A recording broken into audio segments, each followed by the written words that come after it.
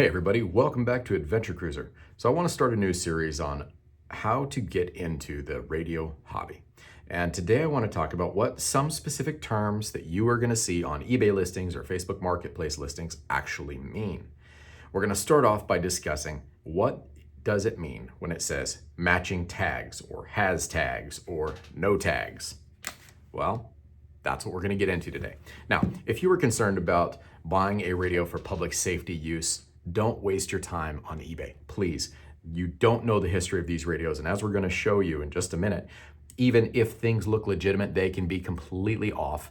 And is your life worth it?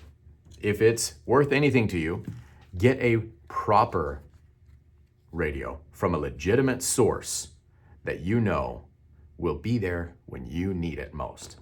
This is a BKR 9000 from BK Technologies that I bought new from 49er Communications. And I trust this one because I know its history. These are hobby radios. I will rely on these, but not to the same degree that I will a radio that I know the history of. So again, if you are using this for public safety and your life is on the line, I really strongly encourage you to not buy off eBay, Facebook Marketplace, OfferUp, Mercari, any of those sites. It's not worth it. Okay, so as I mentioned, we're going to discuss what it means to have a radio with matching tags or has tags or no tags and what that could mean for you. So here I have a whole plethora of examples of tags on radios. Now, if you don't know what I'm talking about, if you remove the battery, there will be a spot here that should be populated with a tag like this. This is on the APX line and this is on the XTS line. It has a tag right here. The idea behind a tag being more valuable than a radio with no tag comes down to the concept of legitimacy. Is this a legitimate radio because it has a tag? Well, it's more likely that it is. But even if it has a tag, there can be some serious things wrong with it. This radio has no tag, so it's not going to be a perfect example, but let me show you something. I'm going to put a battery in, and I'm going to put it into self-test. Now, if you don't know how to put one of these in self-test, this is the pattern for the APX and the XTS. You power it up, and you press this button until it says service. Now it's going to go through a whole list of options in here, and one of them is going to be the serial number. Now again, this radio has no tag, so let's take a look at the serial number in a minute.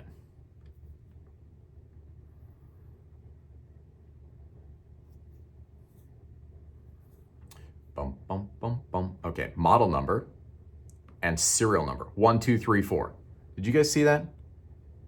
It was 1234 ABCD 1234. Does that sound legitimate to you? It sure doesn't to me. This, even though it looks like a very robust, very legitimate radio, is most likely a radio that was put together from parts. Maybe very well put together, but still put together from parts. And it has no legitimate birth. And that sounds a little funny to say, but we don't know the legitimacy of this radio. Now, when I say a radio was put together from parts, there are parts available on a number of different websites, and I'm not going to get into those specifics because you kind of dance into the gray area, and there have been some people who bought parts, compiled them into radios, and got in serious trouble with the federal government. So we're not going to talk about how that's done, but it is possible to buy parts, to find some special software online and compile a radio out of those parts and give it features. And since this one has a serial number 1234, and I bought it that way, that tells me that whoever put these parts together didn't understand how their software that programs the radio works, and likely doesn't understand the differences in different generations of the parts, or in a worst case scenario, doesn't understand how to tune a radio. We'll talk about tuning a radio in a little bit.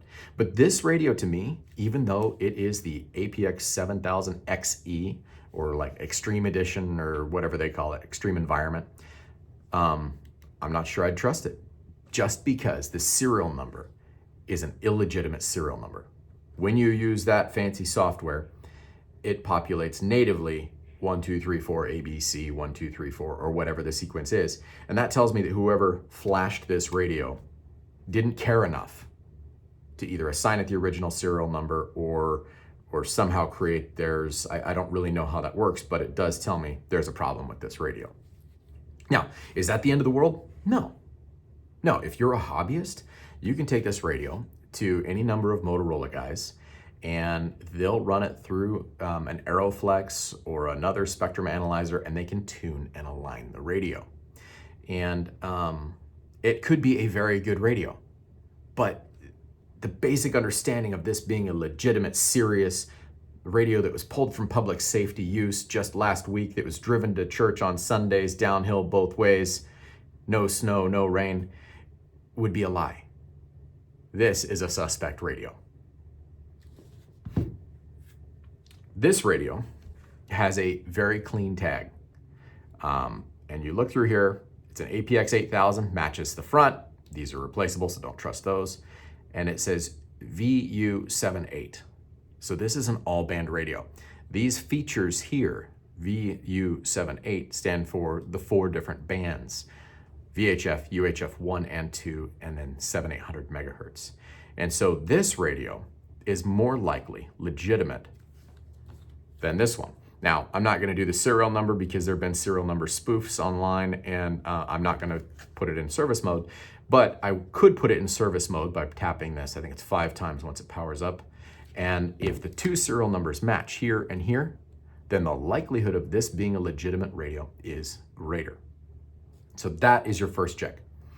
Do these 2 serial numbers match? And that's what they mean by matching tags. It's not that it has 3 tags inside that look fancy and they match each other. That's not what they mean. They mean, does the serial number here match the serial number that would be displayed here? So you have a matching serial number now and things are looking good, but does that still mean that you can trust this radio with your life? No, it doesn't. So here is a non-tagged radio, but it actually has a legitimate serial number, or a serial number that somebody added. I never intend on using these for public safety. And so when I buy them, my needs are lower than when I was a firefighter, for instance. I don't rely on this one. But look at this. See that gap right there? And then see how there's a plug in this gap right here? This is the kind of thing that, unless you're really paying attention, you could get in serious trouble. This is a breather cap that plugs a hole directly into your radio. And if you get moisture in there, you just ruined your really expensive radio. This radio did not come with this. I pulled this one out of another radio. So buying illegitimate radios is risky. Now, if you're willing to take some chances, sometimes you can get some really good deals, but sometimes you can lose a lot of money. I have an APX 7500, 7500 mobile that I bought because I thought, oh man, I wonder if I can fix it somehow. And when I took the cover off, it let the smoke out. I mean, it was bad. It had been fried. I suspect somebody reversed the polarity in the radio and it just grenaded. And that was one that I bought not working as parts.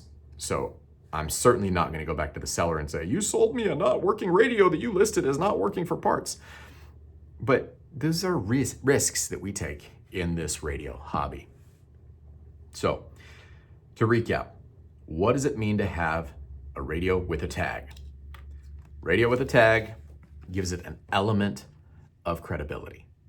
Matching tags means that it is slightly more credible because the serial number inside the radio matches the serial number printed on the tag. You also want to double check that the RF bands, and I'll show you how to do that too. Again, power up the radio, go into service mode, and just wait for it to go through its thing, but it will tell you which bands are enabled. And if it says VHF UHF 1 and then the back tag says VHF 7800, well, then you know that your tag doesn't match the capabilities of the radio and you've got more problems. So these are a couple of things that I've had to learn the hard way. So there's the model number, serial number, 123 ABC 1234. Flash code, we'll talk about that in a future video too. RF band 1, UHF 2, RF band 2, VHF. Now, if this were a legitimate radio, I would compare that to the back of the radio to see if it matches. In this case, there is no tag, so I don't know if it matches or not. Again, if you're in public safety, don't buy a radio off of eBay. Just don't. It's not worth your life. However, if you're wanting to take a gamble and you think it's going to be a fun experiment for you, great, have at it. I love it. Tags are not the end of the world most important thing you can get in a radio, okay? Yeah, it's nice. Yeah, it helps with resale value because somebody's going to look at that versus this and say, oh man, well, this one doesn't have a tag, so I'm going to pay $400 less than this one that has a tag. And they can be the exact same radio. In this case, these are almost the exact same radio. This one's UHF R1, this is UHF R2, and it's an XE version. But the value difference between these is several $100s.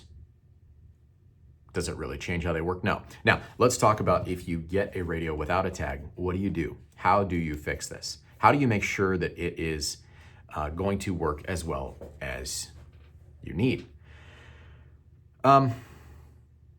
Short answer is you can't. But the longer answer is the best thing you can do to a radio when you get it is have it tuned and aligned.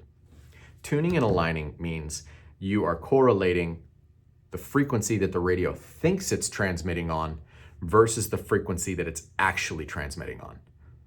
We'll talk more about this again in a future video, but the idea is when you program a radio or when one of these has been hodgepodge together, the likelihood that all of the systems are working in mesh nicely is very low.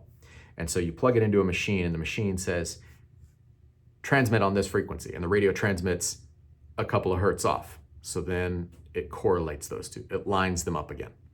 And it does that with the transmit and receive. That's what tuning and aligning means. But again, we'll talk about that more later. But if as a hobbyist, you get any of these radios tuned and aligned, you're going to be ahead of the game, and that is going to make sure that your radio actually transmits on the bands that it is supposed to, that it is talking on the specific frequency it's supposed to, and receiving on the specific frequency it's supposed to. So that is one way that you can recover a radio that is potentially illegitimate. Now, keep in mind, I'm not telling you to go out and buy anything, and I'm not telling you that if you do that, your radio is going to be golden. I've bought radios where the RF boards were fried and I had to ask for a refund from the guy, and thankfully they did. But I just want to explain where the value is in these radios and what is a way that you can instill value in something that may be a good deal compared to something like this.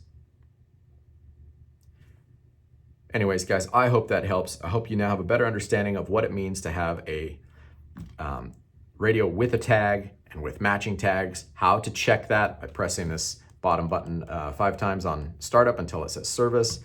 And then once you get your radio, the best thing you can do again is have it tuned and aligned. Now, there are some people on eBay who advertise tuning and aligning. I've never used them. I don't know if they're good, legitimate or not. But if you get on like Radio Reference or a number of different forums, I'm sure you can find somebody who will do it if your local Motorola dealer won't. That's all I've got for you guys today. I hope this video helps. If you have future topics that you want me to talk about, please leave them in the comments below and I'll try and add it to the list. Again, if you're a firefighter or a police officer or somebody who has to rely on your radio, I strongly encourage you to check out the BK UV 7800, the quad band BKR 9000. It's a great radio. I have been carrying this one solely since I got it. It's really amazing. It's less expensive than a Motorola, made in the USA, small company, great service, and they'll talk to guys like you and me. When your life matters, put in the right hands. Take care.